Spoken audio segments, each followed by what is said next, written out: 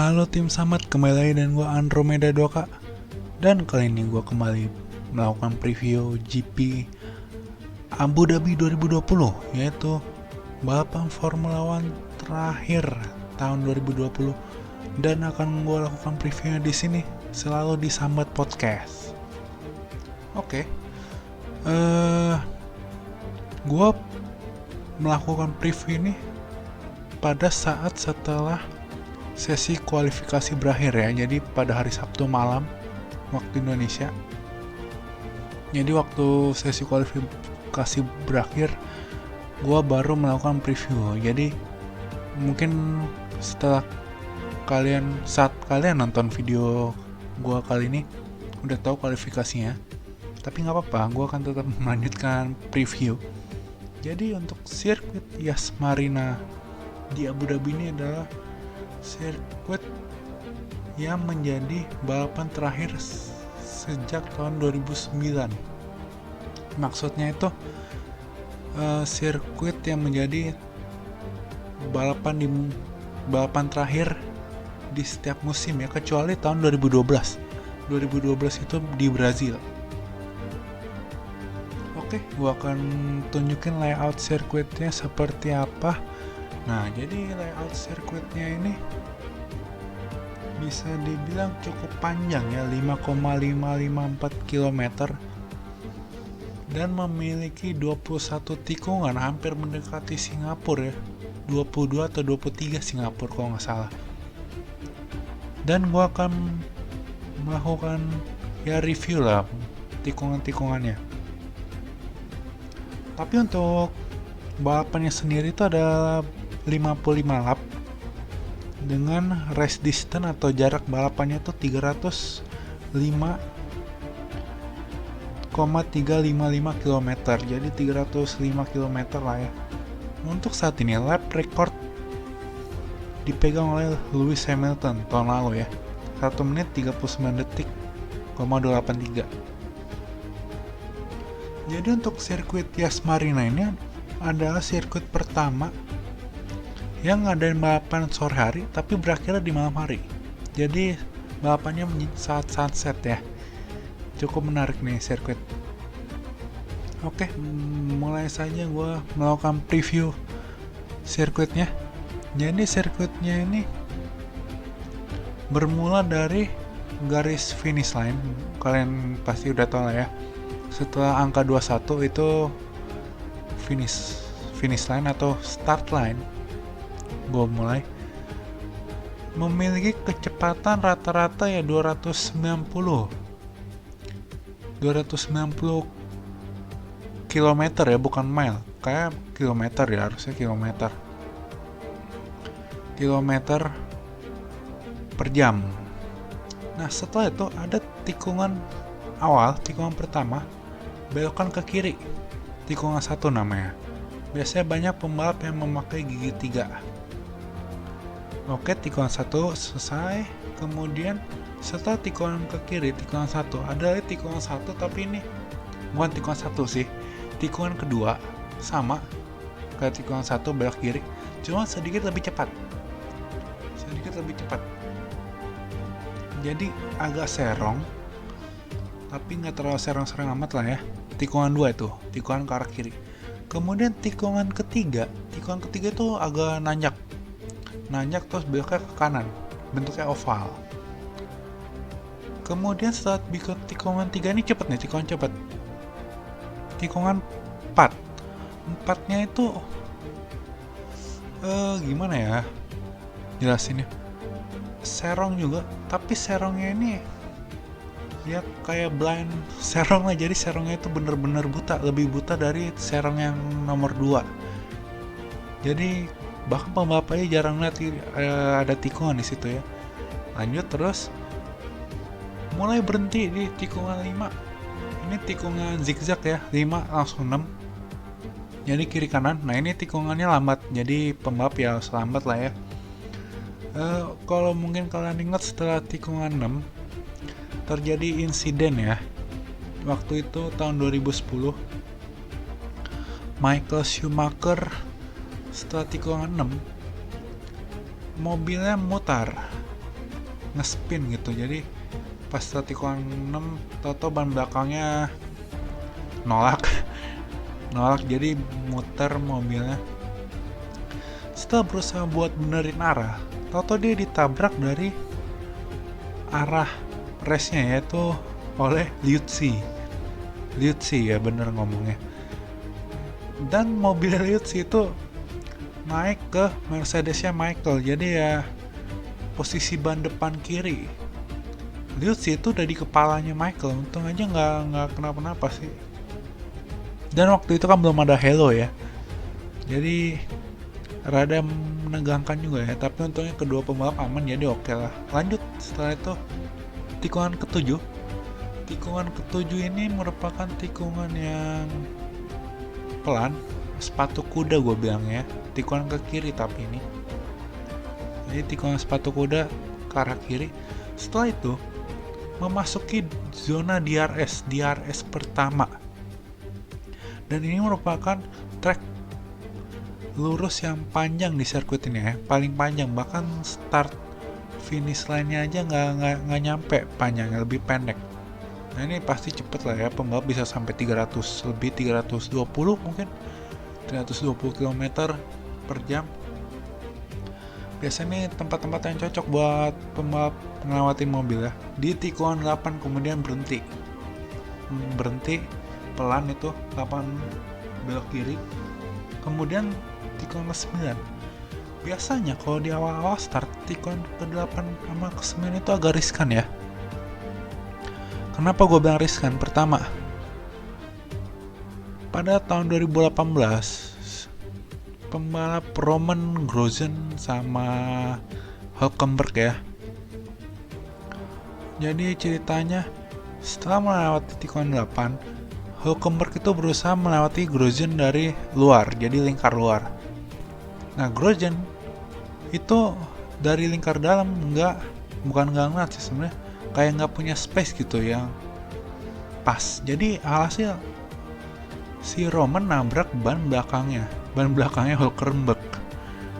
Dan Hülkenberg itu dia muter bukan bannya, mobilnya muter karena kesenggol, jadi mantul lah mobilnya dan nabrak pembatas. Untungnya Hülkenberg nggak kenapa-napa sih, puji Tuhan ya. Jadi itu tahun 2018 ya, cukup menantang lah ya tikungan ini. Kemudian tikungan 10. Nah ini tikungan 10 ini mirip tikungan 4, dia itu bener-bener buta, jadi kayak nggak kelihatan tikungannya sama sekali. Jadi tikungan 10, setelah tikungan 10 itu ke kiri ya dia. Setelah tikungan ke 10 ada lagi namanya DRS zone ya, jadi zona DRS kedua. Dan ini merupakan zona DRS terakhir. Jadi di Yas Marina ini cuma ada dua zona buat DRS. Oke, berikutnya lanjut ke tikungan ke berapa nih? 11. Tikungan 11 juga sama. Bukan sama, maksudnya tikungan pelan, mirip-mirip tikungan 8 lah. Namun tikungan 11 ini agak tricky ya, soalnya lumayan sempit tikungannya. Jadi kebanyakan sebelum tikungan 11 banyak driver yang agak melebar ke kanan biar bisa masuk ke arah kiri. Nah, salah satu yang mungkin kalian ingat tahun lalu, Sergio Perez lawan Lando Norris. Perez berusaha dari lingkar luar dari 11 belok kiri, kemudian langsung masuk ke tikungan 12 zigzag ke arah kanan, kemudian masuk ke tikungan 13 arah kiri. Nah setelah itu baru aman dia dan berhasil ngelawatin Norris juga jatuhnya. Kemudian lanjut ke tikungan 14 belokan ke kiri. Ini ya tikungan normal lah, nggak terlalu ada ini ya. Kemudian setelah itu tikungan 15, 16, 17. Kenapa gue sebut langsung ketiga-tiganya? Karena tikungan ini agak mirip tikungan Bahrain. Mungkin kalian ingat tikungan Bahrain yang agak tajam itu. Ya gue lupa tikungan berapa sih, tapi nomor tikungan, tapi gue apal banget itu tikungannya ke kiri. Kok kalian ingat tikungannya ke kiri, dan itu banyak banget pembalap yang lock up ngunci bannya. Tapi untuk kali ini mirip, tapi ya lebih gimana ya?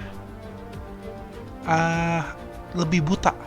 Jadi 15 ke 16 ke 17 itu dihadang pembatas tembok lah ya. Dihadang jadi terkayak agak ketutupan gitu. Jadi benar-benar nggak kelihatan tikungannya di mana. Dan ini tikungannya ke kanan. Setelah tikungannya ke kanan, ada tikungan 18 ke kiri. Setelah tikungan ke 18 ngelewatin hotel, di atasnya jadi ada hotel itu, menuju tikungan 19 belok kiri. Setelah kiri lurus, habis itu ada tikungan ke 20. Nah, tahun 2012 di tikungan 20 ini ada insiden antara Nico Rosberg dan pembalap India Kari Pikatan. Kalau gue nggak salah ngomong ya, maaf. Pikatan, gue ngomongnya Pikatan aja. Jadi Pikatan itu kalau nggak salah dia itu pembalap yang akan dilap oleh Nico, cuman mungkin karena miskom ya, Nico Rosberg justru nabrak belakangnya Pikatan, dan Pikatan itu dari India, dia ya nggak bisa ngelakuin apa-apa, dan mobil Rosberg malah mental dan hantam pembatas. Ya, jadi agak riskan nih tikungan 20. Kemudian setelah 20 ke kanan, terakhir ya 21, itu terakhir pembalap tikungan buat pembalap. Dan tikungan 21 ini pembalap harus hati-hati karena ada track limit ya untuk tahun ini. Mungkin tahun lalu juga ya. Oke, jadi setelah itu finish line, selesai sudah balapan. Bukan selesai balapan, maksudnya selesai sudah gua membahas sirkuit Yas Marina di Abu Dhabi. Sekarang kita ngomongin pembalap. Untuk pembalap, gridnya buat di Abu Dhabi ini agak berbeda lagi. Yang berbeda apa? Beberapa hari yang lalu, Lewis konfirmasi dirinya dia itu negatif. Jadi setelah dia absen dari Sakir, kemudian dia balik comeback di Abu Dhabi, jadi dia kembali ke Mercedes. Sedangkan George Russell yang waktu itu sempat ganti Lewis di Hamilton, ya nggak bisa berbuat apa-apa, dia balik lagi ke habitat ya di Williams. Ya menurut gue sih agak sedih sih Russell balik ke Williams, karena kesempatan dia buat bersinar lagi ya udah kelar. Karena ya waktu di Sakir ya berantakan lah Mercedes. Untuk pertama kalinya gue liat Mercedes berantakan tahun ini. Lebih parah ketimbang Italia waktu di Monza ya. Dan ya udah, Lewis kembali, apakah dia bisa terdepan? Tapi setelah gue liat sesi kualifikasi tadi ya, Lewis Hamilton di posisi ketiga, Bottas 2, dan Max Verstappen di posisi pertama. Jadi pembalap Red Bull pertama tahun ini yang berhasil mendapatkan pole Max. Luar biasa menurut gue. Bisa ngalahin Mercedes yang dominasi luar biasa. Ngomongin Red Bull nih, masih ada teka-teki buat Alexander Albon. Apakah dia kursinya tetap aman dan nyaman di Red Bull? Apakah justru bakal terdepak? Peluang paling besar terdepak itu ya pembalap ya dari Sergio Perez mungkin ya. Dia nggak dapat kursi, atau bahkan Daniel Kvyat balik lagi ke Red Bull, siapa tahu kan ya. Kvyat juga kemungkinan kursinya juga diambil. Kemungkinannya paling ini sih Yuki Tsunoda ya dari Jepang. Kemudian setelah ngomongin depak-depakan, kembali lagi ke helm nih. Tumben gue jarang ngomongin helm, karena balapan terakhir banyak sekali pembalap-pembalap yang menggunakan custom ya, helm custom. Salah satunya tuh Lewis Hamilton lagi. Sebastian Vettel, kenapa gue bisa nyasar ya, jauh banget padahal. Ya salah satunya adalah Sebastian Vettel. Jadi di kepalanya lagi, di helmnya itu tertulis dan kesep. Yang artinya terima kasih Seb, karena ini kan balapan terakhir dia di Ferrari. Karena tahun depan dia tuh udah ada di Aston Martin yang saat ini masih Racing Point. Ya jadi oke lah, dan kesep buat Sebastian Vettel di Ferrari ya, walaupun kualifikasinya agak jelek lah ya. Ferrari tahun ini berantakan. Bener-bener berantakan. Gue gak tahu lagi mau ngomong apa sih Ferrari. Semoga aja musim depan dengan ada pembalap baru yaitu Carlos Sainz ya, gantiin Seb, lebih bagus lagi lah. Kemudian ada beberapa Charles, teammate-nya Sebastian, juga tulis dan ke Seb di helmnya. Terus ada Lando, siapa lagi nih? Bottas juga warnanya dominan biru ya di helmnya. Terus ngomongin tadi kan gue ngomongin George Russell nih. Helmnya juga baru. Tulisannya thanks William dan Claire. Jadi bentuk penghormatan lah kepada Claire Williams sama Williams juga Sir William. Karena udah lama ya William di Formula One, dan akhirnya mobil tersebut dijual oleh perusahaan swasta dan dapet. Tapi walaupun begitu namanya masih William, kok nggak tahu nih bakal diganti atau enggak. Juga buat siapa lagi ya, helm-helm sepertinya itu aja, mungkin beberapa ada yang miss. Dan bukan cuman helm, tapi ada livery yang ngomongin, atau stiker mobil yang baru nih, atau update lah ya, nggak terlalu baru amat. Salah satunya itu dari Mercedes memakai stiker mobil yang sama, pada umumnya hitam ya, cuman di belakangnya tuh di deket-deket angka pembalap terdapat nama-nama, 2000 nama katanya kalau nggak salah, yang isinya adalah nama-nama yang udah membuat Mercedes menjadi juara tahun ini. Jadi ya mungkin mekanik ya, pit crew-nya, bahkan ada pasti nama Toto Wolff juga ada ya, atau test rider mereka yang udah membantu Mercedes menjadi juara dunia tahun ini. Ya jadi seperti apresiasi lah ya, terima kasih buat Mercedes karena udah buat Mercedes 7 kali juara dunia. Beruntun ya, iya benar, beruntun. Dan itu pencapaian luar biasa sih menurut gue ya. Oke, itu dari segi pembalap udah. Tapi kenapa nggak ngomongin sejarah sirkuit ya, tadi gue ngomongnya. Ya tapi apa mau dijelasin lagi ya, Abu Dhabi itu bisa dibilang sirkuit muda ya. Ya umurnya baru 11 tahun loh. Terakhir balapan di sini iya 2019, ya benar 11 tahun. Kan awalnya kan 2009. Dan mungkin bisa jadi sirkuit ini sirkuit memorable buat Sebastian Vettel ya, karena tahun 2010 dia menangin juara dunia pertamanya di sini, di Abu Dhabi. Dan itu luar biasa sih, pembalap termuda waktu itu atau masih sampai sekarang yang mendapatkan gelar juara dunia paling muda. Jadi bagus, luar biasa Sebastian Vettel.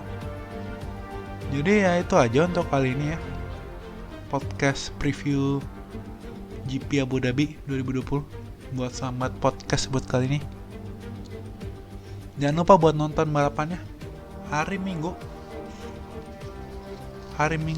besok ya, tanggal 13 Desember 2020. Kalau di Jakarta pukul 20.10 ya, jangan kelewat. Pengen lihat balapan apakah Max bisa menang dari pole, atau kalau ada kejutan dari Pietro Fittipaldi yang menggantikan Roman untuk sisa musim ini.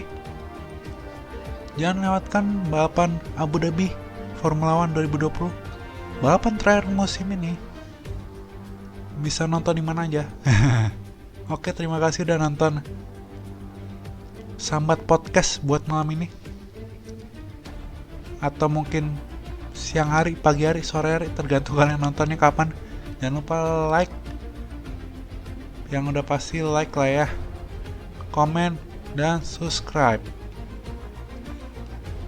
Terima kasih semua, sampai ketemu di Sambat Podcast berikutnya. Dadah.